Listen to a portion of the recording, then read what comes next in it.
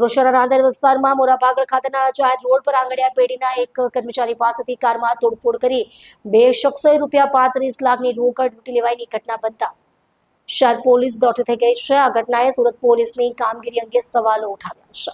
Police પાસેથી પ્રાપ્ત માહિતી અનુસાર આંગણિયા પેઢીનો કર્મચારી કારમાં ₹35 લાખની રોકડ લઈને જઈ રહ્યો હતો। દરમિયાન મોરાભાગળ જાહેર રોડ પર પહેલાથી જ ઘાતમાં બેઠેલા બે શખ્સોએ પહેલા એક્ટિવા પર આવીને તેનો પીછો કર્યો હતો। તક મળતા જ બંને શખ્સોએ કારનો કાચ તોડી નાખ્યો હતો અને કર્મચારીને ધમકી આપી ₹35 લાખની ભરેલી બેગ લૂંટીને ફરાર થઈ ગયા હતા। આ લૂંટની ઘટનાની જાણ થતાં જ સ્થાનિક રાંદેર પોલીસ તેમજ ક્રાઇમ બ્રાન્ચની ટીમ તાત્કાલિક ઘટના સ્થળે દોડી ગઈ હતી અને તપાસ શરૂ કરી હતી। પોલીસે ઘટના સ્થળની આજુબાજુના વિસ્તારમાં રહેલા સીસીટીવી કેમેરા ખંગાળવાની કામગીરી હાથ ધરી છે અને લૂંટારુઓની શોધખોળ તેજ કરી છે।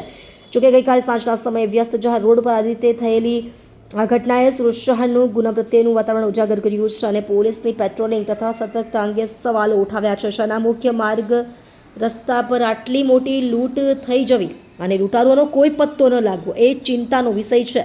પોલીસે લૂંટારુઓની ધરપકડ માટે અલગ અલગ ટીમો બનાવવાની તપાસ શરૂ કરી છે અને વહેલી તકે લૂંટારુઓને પકડી લેવાનો દાવો કર્યો છે।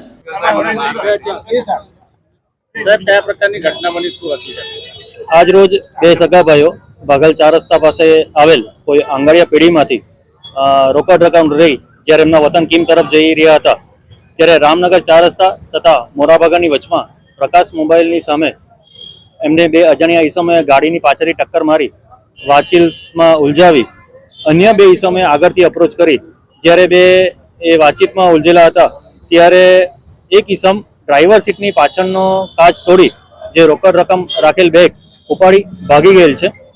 અત્યારે રાંદેર પોલીસની ટીમ તથા ક્રાઇમ બ્રાન્ચની ટીમ એને ટ્રેસ કરવામાં કાર્યરત